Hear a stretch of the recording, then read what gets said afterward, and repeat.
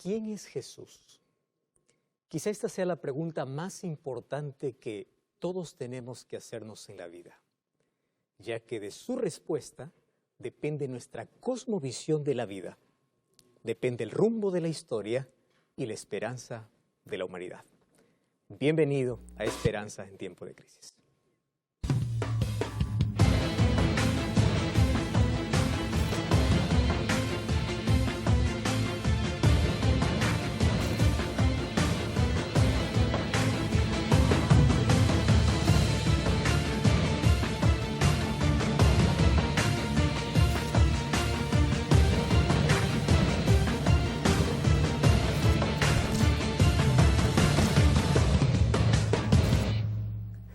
Bienvenido, qué alegría poder saludarte una vez más a esta hora. Gracias por permitirnos entrar hasta casa y también gracias por permitirnos entrar hasta tu corazón con aquellas promesas lindas que Dios tiene para poder abrazarnos en todo momento, especialmente en tiempo de crisis como el que estamos viviendo.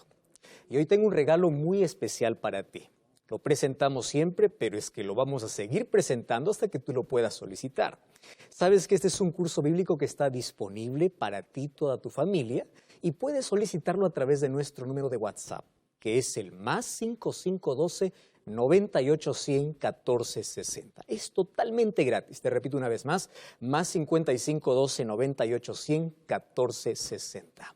Quiero enviarte un abrazo muy especial. Tú que estás viendo el programa por la TV Nuevo Tiempo, por las redes sociales, estás viendo en Facebook, por YouTube o por NT Play. Qué alegría poder tener este encuentro siempre para poder abrir la palabra de Dios y para encontrar fortaleza, para poder encontrar esperanza.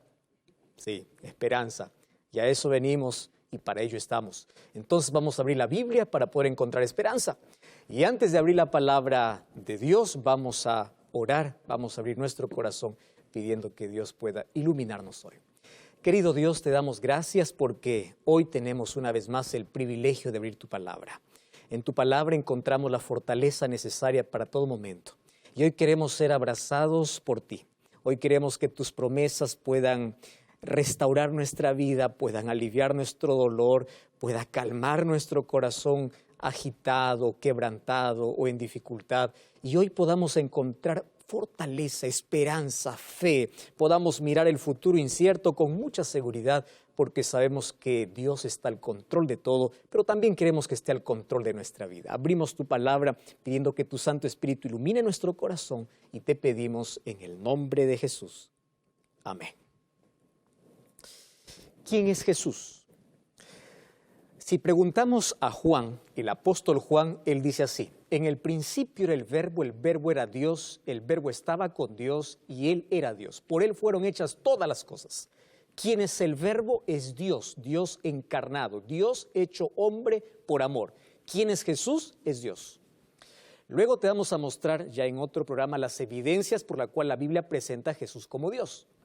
Pero una de las cosas que siempre ha intrigado a la humanidad es cómo Dios pudo haberse hecho hombre. Y las profecías, desde la primera que es dicha en Génesis capítulo 3, versículo 15, dice que vendría y nacería de una mujer. Es decir, ese Dios infinito, ese Dios eterno, ese Dios trascendente, para venir a vivir, a morar con la humanidad, tuvo que entrar en el vientre de una mujer, pasar el periodo de 9 meses como todo niño, nacer como un ser humano natural. Ahora, eso es increíble, cómo Dios, siendo eterno, se hizo hombre. Por eso es que Jesús es el único que tiene estas dos naturalezas. Él es Dios y Él es hombre. Con una mano puede sostener la mano del Padre y con la otra puede sostener la mano del ser humano pecador. Por eso se constituyó el puente, el camino, el intercesor, el Salvador. Solo que es difícil que podamos comprender eso. ¿Quién es Jesús? Hay muchos cuestionamientos, hay muchas preguntas. Se habla de un Jesús histórico, se habla de un Jesús que existió, mas ¿quién es Jesús realmente? Y hoy yo quiero mostrarte que cuando Jesús estuvo aquí en la tierra, nadie creía que Él era el Mesías. Nadie creía que Él era el Salvador o que las profecías se cumplían en Él. No, qué difícil, porque no había nada sobrenatural en Él. Él creció como un niño normal. Y cuando creció, todos lo conocían como el hijo de José, el hijo del carpintero. Era un asombroso muchacho, pero nada más que eso. Entonces, ¿cómo es que las personas pueden conocer a Jesús, el Salvador, solamente como el hijo del carpintero? Incluso más de una vez le dijeron allí, este no es el hijo de José. Mas, ¿cómo poder decir que Él es Dios? Si no había nada especial en sí, era normal como todos los seres humanos. Y allí aparece el primer evangelio en el Nuevo Testamento, Mateo, para poder decirnos quién es Jesús. Ahora, para poder decirnos quién es Jesús, Él va a desarrollar en todo el libro de que Jesús es el Salvador y que Jesús es el Rey. Es el Rey del universo, pero también es el Rey que tiene un reino en el corazón de todo aquel que le acepta. ¿Entiendes? Él tiene un reino preparado, pero también Él traslada su reino de gracia a todo corazón. Sin embargo, ¿cómo nosotros podemos darnos cuenta o saber de que Él fue el Mesías prometido? Entonces Él escribe para una población hebrea. Y los hebreos tenían bien en su mente, según las profecías que ellos estudiaban, de que Jesús vendría de la descendencia de David, de que el ungido, el Cristo, el Mesías, tendría que ser descendiente de David. Entonces, ¿cómo poder mostrar de que Él es el Mesías? Por eso te vas a dar cuenta que de los 4 evangelios, el único evangelio que comienza diciendo la genealogía de Jesús es Mateo. Y sabes que a mí particularmente no me gusta leer nombres en la genealogía. Sin embargo, para poder ver la genealogía de Jesús, es importante ver cada detalle y cada nombre que se coloque en su genealogía. ¿Y por qué colocó en el primer capítulo una genealogía? Las genealogías no son atractivas. Las personas cuando ven mucho nombre pasan al siguiente capítulo, no les interesa mucho una genealogía. Sin embargo, Mateo colocó una genealogía para demostrar a la gente de que él era el descendiente de David y él era el descendiente de Abraham. Mateo capítulo 1, versículo 1 dice así, comienza el evangelio diciendo así, libro de la genealogía de Jesucristo, hijo de David. Esta palabra hijo significa descendiente, descendiente de David y descendiente de Abraham. Y allí aparecen los nombres a partir del versículo 2. Abraham engendró a Isaac, Isaac a Jacob, Jacob a Judá y a sus hermanos. Y allí comienza a detallar la genealogía hasta que llega el versículo 17. Y el verso 17 dice, de manera que de todas las generaciones, desde Abraham hasta David son 14, desde David hasta la deportación de Babilonia 14, desde la deportación de Babilonia hasta Cristo 14. Lo más importante aquí no es contar las generaciones, lo más importante es que Cristo es descendiente, Él es el Mesías prometido. Si Él es el Mesías prometido, entonces Él es el Salvador y Él es el Rey. Eso es la intención. Entonces, ¿cómo mostrarte? Pues por la raíz, por la descendencia, por la genealogía. Muy bien, ese título hijo de David en la profecía ya se conocía de que así vendría el Salvador. Sin embargo, Jesús no solamente tendría no solamente vendría de la descendencia de Abraham, el padre de la fe, o de David como el rey más recordado y el rey que tuvo la mayor gloria de todos los otros reyes, tanto David y Salomón. No solamente sería descendiente de ellos. En la genealogía de Jesús encontramos nombres que particularmente no se encuentran en ninguna otra genealogía. Por ejemplo, encontramos el nombre de una Tamar. Tamar es una cananea. Rahab era una prostituta. Encontramos a Ruth, que era una moabita, a Betsabé, que era una hitita, y a María, que era una fiel sierva del Señor. Las mujeres no eran consideradas dentro de una genealogía. Sin embargo, aquí Mateo la considera para decir, no importa el pasado de cada persona, Jesús vino para ser el Salvador, para ser el restaurador de toda la humanidad. Y dentro de ese grupo, de esa descendencia, estamos tú y yo. Porque allí se cumplió la promesa de que Dios le dijo a Eva, de tu descendencia, de tu pueblo, vendría el Mesías, el libertador, el Salvador, el Rey del universo. Y es por eso que comienza con una genealogía. Y ahora voy a leer nuevamente el versículo 1. La genealogía de Jesucristo, hijo de David, hijo de Abraham. Y yo voy a colocar aquí, en este momento, estos dos personajes en escena. ¿Quién era Abraham y quién era David? Voy a comenzar con Abraham. Para poder conocer un poco su historia, tenemos que ir al libro de Génesis capítulo 12. En Génesis capítulo 12, Dios le hace un llamado, no a Abraham, sino a la familia de Abraham, que estaba constituida, incluso ahí la familia, estaba su padre, estaban sus hermanos. Y ellos emprendieron un viaje hacia Canaán, pero ellos se quedaron en mitad de camino. Y a la mitad de camino Dios una vez más vuelve a llamar a Abraham. Y en el capítulo 12 dice así, Dios le dijo a Abraham, vete de tu tierra y de tu parentela, de la casa de tu padre, a la tierra que te mostraré. Y préstame atención, haré de ti una nación grande, te bendeciré, engrandeceré tu nombre y serás bendición. Bendeciré a los que te bendijeren y a los que te maldijeren maldeciré, y serán benditas en ti todas las familias de la tierra. ¡Qué bendición! Le promete tres cosas. Le promete una nueva tierra, que es Canaán. ¿Qué cosa le promete? Ser una nación grande, que sería un pueblo de fe. Y en tercer lugar, le promete que de su descendencia vendría aquel por el cual serían benditas todas las familias de la tierra. ¿De quién está hablando? Está hablando específicamente de Jesús, que vendría de la simiente de Abraham, de la descendencia de Abraham. De allí vendría Jesús. Ahora, qué interesante que cuando vamos al Nuevo Testamento, el libro de Gálatas capítulo 3, versículo 16, dice el apóstol Pablo que esa promesa no solamente fue para Abraham. El versículo 16 dice, ahora bien, a Abraham fueron hechas las promesas y a su simiente. No dice, a las simientes como si hablase de muchos, sino como de uno, a tu simiente, la cual es Cristo. Y la promesa que Dios hizo a Abraham llega hasta nosotros. ¿Cuál es la gran nación? El pueblo de Dios, el pueblo de fe. ¿Cuál es la bendición? Jesucristo, el Salvador. Y nosotros ya no soñamos con una tierra prometida aquí, en este planeta, sino soñamos con la Canaán celestial allá en el cielo. Y es por eso que allí Mateo comienza diciendo, Él es el descendiente, Él es la bendición para todo el mundo. Él es Jesús, a quien ustedes llaman el hijo del carpintero, a quien ustedes desprecian, a quienes ustedes miran de lejos. En Él se están cumpliendo todas las profecías. Él es el descendiente de Abraham. ¿Y por qué David? Con David es otro asunto. Tú sabes que cuando Salomón terminó de construir el templo, que fue por orden de Dios y por deseo de David su padre, Dios se le apareció por segunda vez, porque la primera vez se le apareció antes de que él fuera coronado. Y mira lo que dice el libro de Primera de Reyes, capítulo 9. Primera de Reyes, capítulo 9, versículo 4 y versículo 5.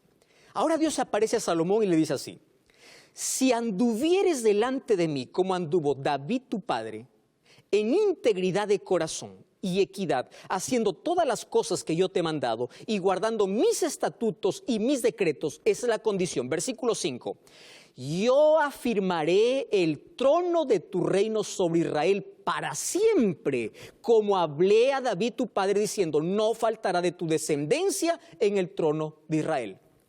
Wow. ¿Qué cosa es lo que Dios está diciendo a Salomón? Si tú caminas fielmente en mis mandamientos, yo voy a cumplir mi promesa, la promesa que hice a tu padre. Tu reino será un reino eterno. De tu descendencia saldrán todos los reyes. Ahora, préstame atención allí. ¿Qué cosa es lo que sucede? Ellos rompieron el compromiso. Ellos no anduvieron, por eso es que el reinado de David pasó a manos de otras personas. Por eso que ese reinado fue interrumpido por la desobediencia del hombre. No porque Dios falló a su promesa, pero falló completa, o Dios quebró completamente su promesa. No, préstame atención lo que ahora voy a decir. Tú puedes quebrar el pacto, tú puedes romper la promesa, pero Dios es fiel a su promesa. Y es verdad que el reino de David fue interrumpido, pero de la simiente de David vino el rey del universo. Por eso es que el Mesías era llamado el hijo de David, el descendiente de David. Y aunque los hijos de David rompieron el compromiso con Dios, Dios fue fiel a su promesa. Y Jesús, cuando vino a esta tierra, en Mateo 4:17, dice que Él vino para poder instaurar un reino. Y allí Jesús dice, el reino de los cielos se ha acercado. ¿Qué reino está hablando? El reino de gracia, el reino de transformación, el reino de poder, el reino que se instala en todo corazón que está dispuesto a hacer la voluntad de Dios. Entonces, si Jesús es el Mesías, según la Biblia, es porque Él es el descendiente de Abraham y Él es el descendiente de David. Y si es descendiente de Abraham y descendiente de David, Él es nuestro Salvador y en Él tenemos la bendición y la salvación y Él es nuestro Rey eterno. Por eso es que Mateo 1 comienza diciendo, Él es el descendiente, Él es el Mesías, Él es el Salvador y Él es el Rey. Y aquí viene la parte más importante. Si Jesús es el Rey, entonces todos somos llamados para poder participar de su reino. Ahora, tenemos que entender dos cosas. Primero, ¿quiénes no participan de su reino? El libro de Mateo capítulo 7, versículo 21, dice así. Mateo 7, 21. Dice, no todo el que me dice Señor, Señor, entrará en el reino de los cielos. Wow. Qué impresionante. Estoy hablando para ti que eres cristiano, tú que vas a la iglesia, tú que cantas. Estoy hablando para ti que tienes buenos modales, que practicas muchas cosas buenas en la vida. Y tú puedes decir que eres un creyente y tú estás asistiendo por mucho tiempo a la iglesia y tú puedes hacer grandes cosas aquí en la tierra y puedes ser admirado y puedes ser aplaudido por todos. Y Jesús dice, no todo el que dice ser cristiano participa de este reino. Eso me hace estremecer. Porque aquí no depende de lo que yo haga, sino de lo que yo permita que Dios haga en mi vida. De cómo su reino tiene que estar instalado en mi corazón, en mi vida, en mi mente. Cristo tiene que ser el Rey, y si es el Rey, tiene que controlar mis hábitos, mi costumbre, mi alimentación, mi forma de vestir, mi forma de actuar, mi forma de caminar, mi forma de vivir, porque Él es el Rey. Y si Él es el soberano, Él controla mi vida. No es mi sentimiento, no es mi capricho, no es lo que yo quiero, es lo que Él quiere, porque Él es el Rey. Entonces lo primero que Jesús está diciendo aquí es, no todo el que me dice Señor, Señor, entrará en ese reino. Entonces, ¿quiénes son los que entran? Jesús nos contó una parábola para poder conocer de qué se trata hacer la voluntad de Dios.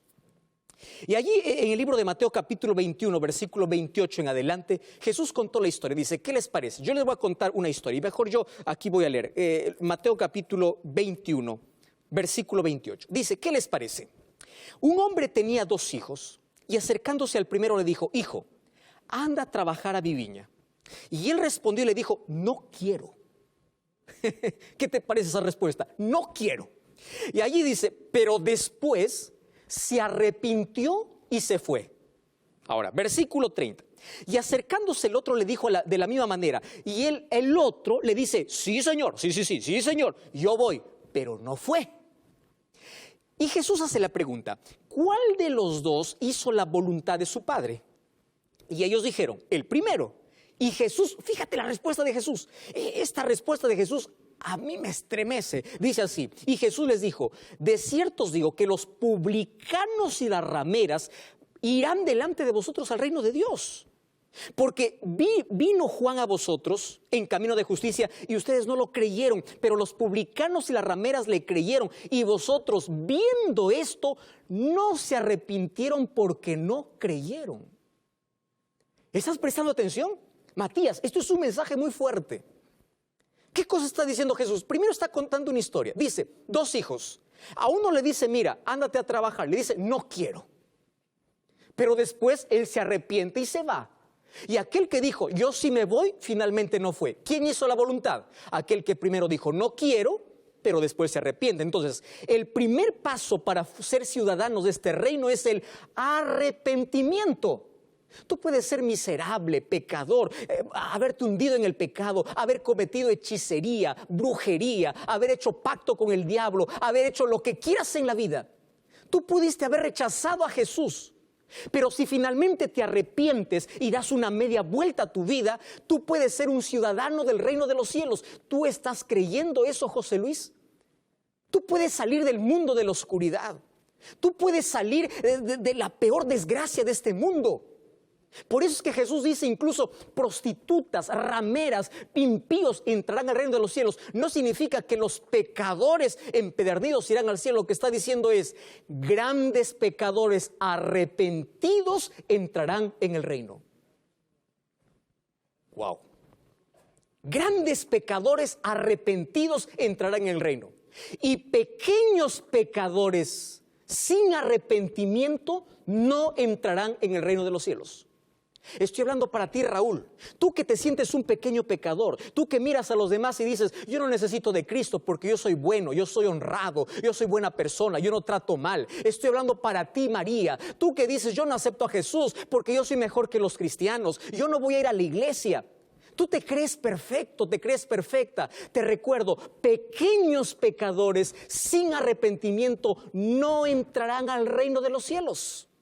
La clave aquí para poder entrar y poder hacer la voluntad de Dios es arrepentimiento. Y lo segundo, ¿qué cosa es? Creer. Solo que creer no es un conocimiento cognitivo. No es decir, yo creo en Dios. No, no, no, no. Creer es caminar con Cristo, es entregarse a Cristo, es caminar con Él, es vivir con Él, es permitir que Jesús sea el Rey en mi vida. Wow, entonces aquí el texto toma otro sentido. La pregunta es, ¿tú estás haciendo la voluntad de Dios o tu propia voluntad? Yo conozco a muchas personas que son muy honestas, personas que son muy sinceras. Y personas que cuando hablo la palabra de Dios y le digo, mira, este es el camino que Dios tiene para ti. Este es el día que tienes que guardar. Estos son los mandamientos que deben estar en tu corazón. ¿Sabes lo que me responden? Me responden así, pastor, pero a mí me gusta mi iglesia. Es decir, hay personas que prefieren adorar sus sentimientos antes que adorar a Dios. Pastor, es que yo me siento cómodo. Pastor, es que sí, es verdad que nosotros no hacemos todo lo que la Biblia dice, pero Dios entenderá. ¿Tú ya escuchaste ese tipo de expresión? Personas que empiezan a adorar placas, a adorar personas, a adorar líderes, a adorar a todo menos hacer la voluntad de Dios. Y tu sinceridad acaba cuando tú te encuentras con la verdad. Y si tú te encuentras con la palabra de Dios y sabes que es el camino, es la voluntad que tienes que hacer para que tú puedas entrar en el reino de los cielos, entonces no postergues más tiempo. Ahora yo voy a decir una cosa tan interesante. La mayoría acepta a Jesús como Salvador. Porque todo el mundo habla de que Jesús murió en la cruz y gloria a Dios por eso. Porque Dios para salvarme hace dos cosas, una externa y otra interna. La externa es la que Él hizo ya en la cruz y la interna es la que Él hace en mi corazón. Para muchos Jesús es el Salvador. Es ese Jesús que vino, murió en nuestro lugar y allí se acabó su historia. Pero tú no tienes un compromiso con Él. Tú no caminas con Él, tú no lo aceptas a Él. Tú puedes decir como la parábola que Jesús contó, sí, yo creo en Jesús, sí, pero no aceptas, no te arrepientes. Dices sí a todo, pero dejas a Jesús fuera de tu vida. No le permites ser el Rey y soberano de tu vida. Porque tus sentimientos están por encima de tu fe. Tu capricho está por encima de tu lealtad a Dios. Tu lealtad a los seres humanos está por encima de la palabra de Dios. Y es allí donde nosotros entramos en un peligro terrible. Porque si Jesús es el Rey, yo le permito que Él pueda ser el soberano de mi vida. Y cuando Él es el soberano de mi vida, Él es quien controla mi vida. Él controla mis gustos, Él controla mis palabras, Él controla mi vida, Él controla mi corazón, Él controla mi mente. Es dejar la vida bajo el control de Dios. Y tú puedes decir, pastor, ¿cómo lo hago? Entonces todo comienza con permitir que Dios haga lo que tú no puedes hacer. Tú puedes estar mirando tu vida, mirando tu pasado y puedes decir, no, yo ya estoy muy embarrado, yo ya caí muy fondo, para mí yo ya fui demasiado lejos. ¿Sabes una cosa? Nadie ha ido más lejos que del tamaño del brazo de Dios para poder alcanzarte. Nadie ha caído más profundo en la vida donde el brazo de Dios no pueda levantarte. Nadie ha huido tan lejos de Dios como para que ya no tenga perdón. Si finalmente tú hoy aceptas a Jesús, no solo como tu Salvador, sino como tu Rey. ¿Qué significa aceptarlo como Rey? Obedecer sin discutir. ¿Me estás entendiendo? Cuando abres la Biblia, no discutas. Obedece porque Él es el Rey. Cuando abres la Biblia, acepta y cree a Dios por fe. Abraham nunca le preguntó a Dios a dónde iba porque sabía que Dios le estaba dirigiendo. Cuando abras la Biblia, no discutas la palabra de Dios, no cuestiones la palabra de Dios, acepta la voluntad de Dios. Eso es aceptarlo como Rey, porque tú puedes decir, Jesús es mi Salvador, Jesús murió en la cruz, Jesús hizo, pero ¿qué cosa es lo que hace en ti? Entonces, no es solo lo que Jesús hizo en una cruz, es lo que Jesús hace hoy en tu corazón, es lo que hace en tu vida. ¿Hasta qué punto tú le permites a Dios actuar en ti? ¿Hasta qué punto le permites que Él gobierne tus deseos, tus pasiones, tus sentimientos, tu alimentación, tu forma de hablar, tu forma de vestir, tu forma de tratar, tu forma de caminar? ¿Hasta qué punto Dios es el Rey soberano? Entonces yo voy a hacerte la pregunta más directa. ¿Quién es Jesús para ti? ¿Es el hijo del carpintero? ¿Es el Jesús histórico? ¿Es aquel Jesús que murió en la cruz hace 2000 años? ¿O es tu Rey? ¿O es tu Salvador? ¿O mantienes un contacto con Él? ¿O estás haciendo su voluntad?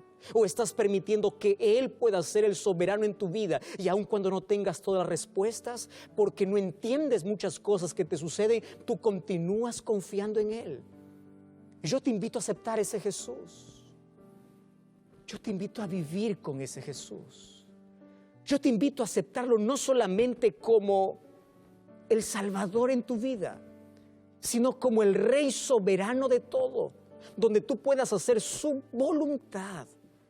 Por eso en este momento, allí donde tú estás, pide a Jesús que produzca en tu corazón el verdadero arrepentimiento y que Él te ayude a hacer su voluntad. ¿Lo aceptas? Dime, ¿tú lo aceptas? Cierra tus ojos, yo quiero orar contigo. Querido Dios, gracias porque tu palabra nos muestra el camino que tenemos que seguir. Gracias porque Jesús hoy no solamente no es nuestro Salvador, es nuestro Rey, nuestro soberano a quien rendimos obediencia, lealtad y fidelidad. Y creemos que Él puede tener el control de nuestra vida. Por eso lo aceptamos como Salvador y Rey, porque queremos vivir en tu reino. Y para ello, ayúdanos a hacer tu voluntad. Entregamos nuestro corazón. Acéptanos en el nombre de Jesús. Amén.